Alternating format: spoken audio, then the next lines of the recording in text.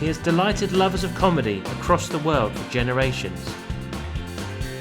Whether he's walking or talking, John Cleese is one of the world's favourite funny men when it comes to silly slapstick and irreverent wit. From Monty Python's madness in the 1970s... I think it's a joke, sir.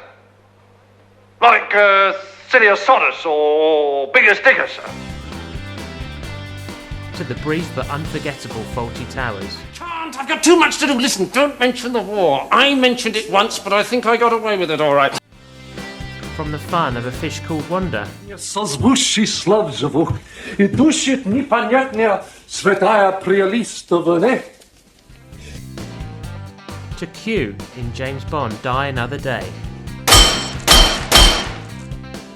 And Nearly Headless Nick in Harry Potter. Welcome to Gryffindor. Still on tour at the age of 82, he will visit Bangkok on January 11th, 2022 for his one-night show, Why There Is No Hope. What is the poor man doing performing when he should be at home lying down resting? Well, I'll tell you why I'm here, my friends. I'm here, frankly, because I need the money. We were lucky enough to meet him in advance via Zoom. You hear me all right? Yes, indeed. Yeah, good. Is there The lady down there called Rain. What are you doing here, Rain? I'm part of the team, but I'm in Bangkok, and our other colleagues there are in Pattaya. Ah, good. But you're not going to sing? Oh, no. Well, I can sing if you like, but I might clear the room. Sing. I wish you a Merry Christmas. Oh, I don't know that one. Oh, good. I'm so happy that you're coming to Bangkok. I tell you, after 2 years of lockdowns and curfews and no alcohol, we could all do with a good laugh here, that's for sure. I'm looking forward to it because I think you have the best hotels in the world. Yes. I adore Thai food. And my wife used to have a jewellery business, and she used to have all her jewellery made in Thailand. Yeah, it's one of the top places in the world for that. That's coming back, because she used to come here as part of her business. Yeah. I think the audiences in Asia, and particularly Thailand, love to have you here, because you've been here some years ago, I recall. But it's been a while, I think, before the last visit. Well, I don't remember. You see, I play so many places, and if I'm on a tour, I go from one to the next before I ever have time to see where I am. Yes. But I tour a lot in America and Canada and Australia. I don't tour in the UK because the press is so unpleasant that they make everything unpleasant. But in the places that I do tour a lot, which is America, for example, I sometimes realize that I played a town and I've forgotten all about it because all I saw was the hotel and the theatre and the airport. Yeah, it's all a blur. I mean, it's listen, now, who are these people? There's a guy here called Max. Hi there. Is he the one who looks like Eric Morecambe? Oh, no, that's me. You must be referring to me. I especially put on my Eric Morecambe's today for this occasion. No, I'm David. That's Max. Max, tell me, who's got the K? Are you K Thompson or is it Max K? There's a K floating around here.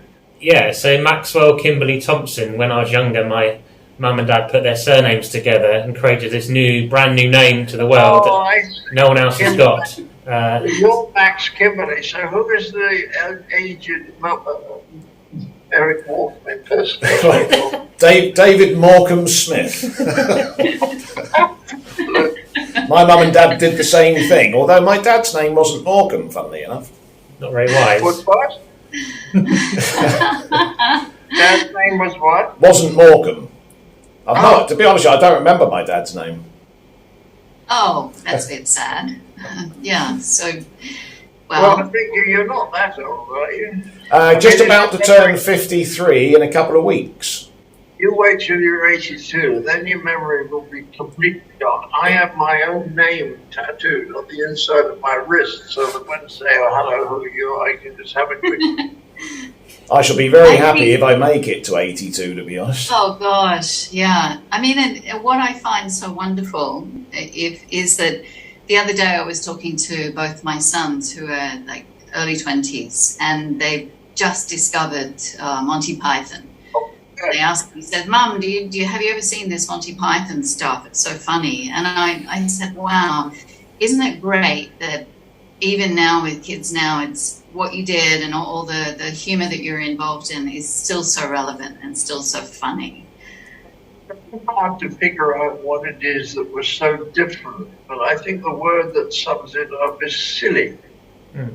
Most comedy now, it's perfectly sensible. It's funny, the Americans on television now are producing very, very good comedy.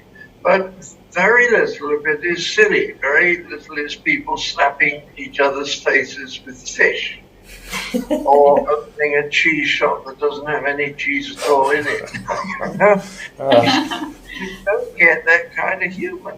And people, when I go to America in particular, people who are unfortunate enough to grow up in the Midwest, where of course nothing happens, nobody has passports, nobody's been anywhere, and suddenly they saw this thing was so different from anything else they'd ever seen in their life, and it lit a little fire in them. You see what I mean? They suddenly found, oh, I love this. I didn't know it existed. Yeah. A lot of people have helped me for Python in particular, just saying thank you for not just making me laugh, but thank you for forming my sense of humor. Because they hadn't seen that kind of stuff. You didn't know it existed. And when they saw it, they loved it. And the silliness, though, a lot of the times these silly things we can't do anymore. I mean, it's become so PC. There's such an absurd culture in a lot of the world today. I mean, does that give you good fodder for your comedy, or does it just frustrate the hell out of you? I sometimes tweet things that I think are funny. But I'm doing a television program about the woke phenomenon. But it's huge, and it seems to me to come from a sort of overprotectiveness.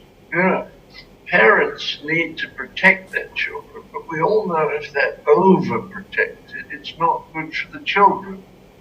They grow up more easily upset, and if they have setbacks, they find it takes longer to recover from. In fact, the cognitive behavioral therapists, who are a very smart, competent professional group, they work with young people to reduce their anxiety and depression. And they say that what they do is the complete opposite of what the woke people are advocating. And a lot of it is about sex. And in the old days, well, there was a lot of prejudice. There's always prejudice. It's a very, very unsatisfactory planet. And all we can do is to try and work to make it a little bit better. I'm all in favor of that. I don't think there was any time in history where people were being really kind to anyone. Everyone else. People go on about imperialism and what the British Empire, what a terrible thing it was. So yes, but the empire was the form of political organization for about the first 6,000 years of human history. That was what it was. There weren't democracies. You see what I mean? There weren't any other kind of crises. It was all empires, and it was whoever had the power bullied people who didn't have power. And everybody behaved badly. The slaves were appallingly treated, but if you realize what the punishments were for British sailors in the Navy, where they would tie them with ropes and then literally throw them overboard and let them slide down the side of the boat, under the boat and up the other side, keeping the ropes as tight as possible so that their flesh was being torn by all the barnacles under the water on the boat. That was a punishment. Wow, the keel hauling. Yes. 50 lashes so that there was very little flesh left on their shoulders. Well, people were brutal to each other, and it was horrible. But there's no need to base our society on who was slightly more brutal than who. Yeah. That's very true. I mean, you called your tour is Why There Is No Hope. I mean, do you feel there is no hope, or as we I approach? do feel there's no hope, but I don't think there's ever been any real hope that we will live in a kind, intelligent, well-organized society. Some things get better. In my lifetime, the one thing that's got better is that women are now having more influence, more power, being listened to properly, and believe it or not, in some countries actually treated as equals. Yeah. Not, I think, in the Islamic countries, but in a lot of it, there is a lot of equality. There's not enough. There will never be enough, but that's improved. But there are so many things that are worse, because I grew up in England that was really quite calm, and people had a sense of humor, and they were a little bit stoical. You know what I mean? They didn't complain much. And they grumbled a bit here and there, and then had a good laugh. They didn't take themselves so serious now. A lot of that sort of fundamentally British attitude to life, English attitude, because it was more characteristic of the English than a lot of the Welsh or Scots or Irish. That's rather gone now, and I think that that's a loss. If you look at the programs that the BBC was making 40 years ago, they're very much more intelligent than the programs that we're making now. I think the BBC's main output now, apart from costume drama, is dancing and baking. Or maybe a combo. Or a combo of the two, exactly. Hey, Max, I know you had a couple of questions you wanted to throw out there, not just me. Yeah, what do you want that, Miles? Oh, well, I was just thinking, really, I'd love to hear maybe delve into your memories about what it was like creating some of these things. When you're sat in a room with these creative people and you're coming up with ideas, and suddenly you've got that idea that or you think is going to work, or you just want to see out there in the world. What's it like being in that room at that moment? That's what I'm really. It helps to be with a group of people, because trying to be funny and failing is about as embarrassing as anything gets, except for the English batting in the last test. And if you've got a few people around you, I think this is what happens with bands, that at the beginning they cling together for warmth and comfort. And then as they become more successful, then they don't feel quite so, what's going to happen? They begin to feel more confident. That's where the conflicts start coming in the groups. But with us, we knew each other a little bit, and we liked each other, and the main thing was we thought each other was funny. But when we went to see the BBC, and he said, I understand you'd like to do a series, and we said we'd like that. And the head of BBC Comedy said, well, what do you propose doing? We couldn't tell him, because we hadn't discussed it. I mean, that is completely balmy. But when they gave us the series anyway, which is one of the most extraordinary acts in TV history, we sat down to write. We sat down to say, well, what are we going to do? And we didn't get any. And after about 3 sessions, Terry Jones said, well, let's just go home and work and write. So he went home and to South London. Michael, his writing partner, went to North London, and they wrote on their own, and they talked over the phone. Eric always worked on his own. Chapman and I always worked in the same room. And we wrote some stuff, and we just wrote what amused us, because we'd always had these ideas in the past, but if we did them, the director or producer would always say, very funny boys, but they won't get it in Bradford. It was probably true. It was probably true that it wasn't the sort of humour that would go down in Bradford. But there were enough people who did think it was funny. It turned out we didn't know that. And when we got together after the first week's writing and read stuff out, we started laughing at stuff. We thought, well, maybe it is funny. And when we did the first show, I remember standing in the wings, and I said to Michael Payne, and it just occurred to me, we could be the first comedy show in history to be recorded to complete silence. And Michael said, I was having the same thought. So Wow. we had no idea whether it would work, and you never do. The things that are big hits are very frequently out of the blue. The great problem is that everything costs so much now, and the executives are so terrified of being fired that they only want to do retreads of what they've already done because they feel it's safer. And I've written a film now, which is a light comedy about cannibalism, which I think is probably the funniest thing I've ever written. And I'm not sure I'll ever get the money to make it. Because the executives, I'm not kidding you, very, very few of them have any idea what they're doing. But it's not like tennis. If you're no good at tennis, you get beaten 6-0, 6-0, 6-0. But if you're no good at making decisions about television, you can always talk yourself out of it. Say, well, with those stars, it should have worked, or it was raining a lot that day. You know what I mean? Always, there is no definite way of measuring anything, except, of course, audience figures, which means that you always go down market because there are always more people who are not so educated. And so you do things like dancing and baking because that appeals to them rather than going, TV drama this week, which means people have got to listen and figure out plots. Oh God, it's a crazy world. I mean, but despite all that, you still love what you do, don't you? I like making people laugh. Everybody knows that. If you get a laugh, you feel good. The other people feel good.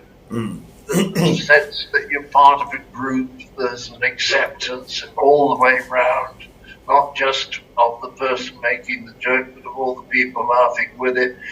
It's a lovely, harmonizing experience to laugh with people. And there's also something completely spontaneous about it because it's hard to fake a laugh. I mean, you can fake a laugh socially, but when you really laugh at something that strikes you as hilarious and the people around you laugh, there's a tremendous sense of emotional connection with those people. We have a very good playwright called Tom Stoppard, and he said recently the shortest distance between two people is a laugh. I love that. And I love that. Yeah.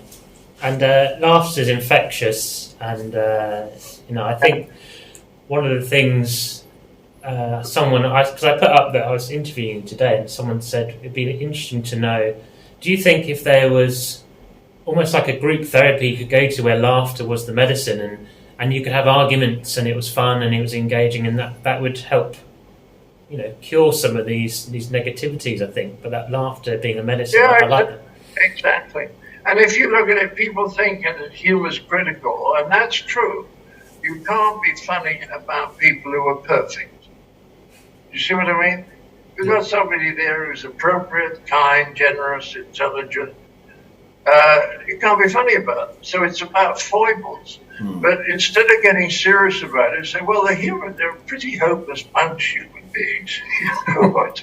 They don't really know what they're doing most of the time, even if they pretend they do. And once you accept that we are a hopeless bunch, there's no harm in pointing out that we're a hopeless bunch, if it is done with affection. Yeah. So there's two types of not sneezing, I wish there were. Two types of teasing. Yes. One is affectionate and one is nasty. And nasty teasing is very nasty, and people shouldn't do it. But affectionate teasing, pulling each other's legs, is sort of making jokes about each other, but with great affection. It's a bonding mechanism. As anyone knows who's been in the sports dressing room, that's what goes on. Sort of just gentle teasing, people trying to score points off each other. And if somebody makes a particularly good joke, you know what I mean? Yeah. Like when Warren Shane, who was a bowler, said to a South African, he said he'd never bowled to him before. He said, I've been waiting for 2 years to bowl to you. And the South African batsman said to him, looks as though you spent them eating. Yeah. It would have gone down well with Shane Warne. And everybody laughed, including Everybody. your team. Well, thank you. I really enjoyed talking to you guys.